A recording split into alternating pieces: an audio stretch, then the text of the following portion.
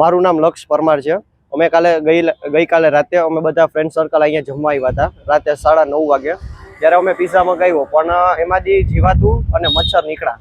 આપણે મેનેજરને બોલાવવાની પ્રયત્ન કરી પણ કોઈ આવી ના શક્યું અને અહીંયાના વર્કર આપણે બહુ ખરાબ રીતે વ્યવહાર કર્યો આપણી યારે અને કીધું તો એ પહેલાં તો એ માનવા જ નહોતા કે આ અમારે હજી થયું છે કે અમારી અંદર ઓલામાં કાંઈ નથી થયું। પછી અમે એને કીધું કે અમને કાર રિપ્લેસ કરી દો, એટલે રિપ્લેસની ના પાડી અને રિફંડની ના પાડી।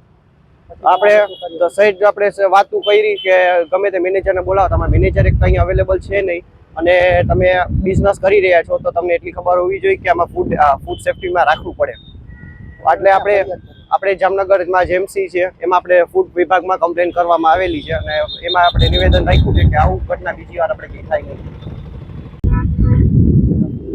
મનડોંગા ગ્રીન સિટીમાં રહું છું। ગઈકાલે અમે ફ્રેન્ડ સર્કલ જોડે લાપીનોસ પિઝામાં આવ્યા હતા તો અમે પિઝા ઓર્ડર કર્યો, એમાં જીવાત અને મચ્છર નીકળ્યો હતો તો અમે સ્ટાફને જાણ કરી પણ એ લોકોએ કાંઈ રિસ્પોન્સ ના આપ્યો અને મેનેજરને કીધું તો એને પણ રિસ્પોન્સ ના આપ્યો। એટલે અમે જેએમસી વિભાગ ફૂડ શાખામાં અમે નોંધ કરાવી કે આવા બનાવ ફરીથી ના થાય એટલે એવી અમે અપેક્ષા રાખી છે। ધન્યવાદ। આજરોજ સવારના કિશનભાઈ નંદા નામની વ્યક્તિ દ્વારા જામનગર મહાનગરપાલિકામાં ઓનલાઈન ફરિયાદ દાખલ કરતા અમારી જે વેબસાઇટ છે જેએમસીની એમાં આ ફરિયાદ જોવા મળતા એફએસઓની ટીમ દ્વારા રણજીતસાગર રોડ ઉપર આવેલ શાલિગ્રામ હોસ્પિટલની સામે લાપીનોસ પિઝાની ફરિયાદી ગઈકાલ રાતના પિઝા ખાવા માટે આવેલ અને પિઝામાં જીવાત અને મચ્છર હોવાનો વિડીયો અમને બતાવેલ।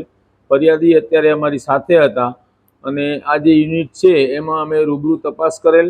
તપાસ કરતાં એની હાઇજેનિક કન્ડિશન બરાબર જણાયેલ નથી, તેમજ બાવાઝાડાના અંતે એ બધું જોતા રેસ્ટોરન્ટ અત્યારે બંધ કરવાની કાર્યવાહી કરી રહ્યા છે।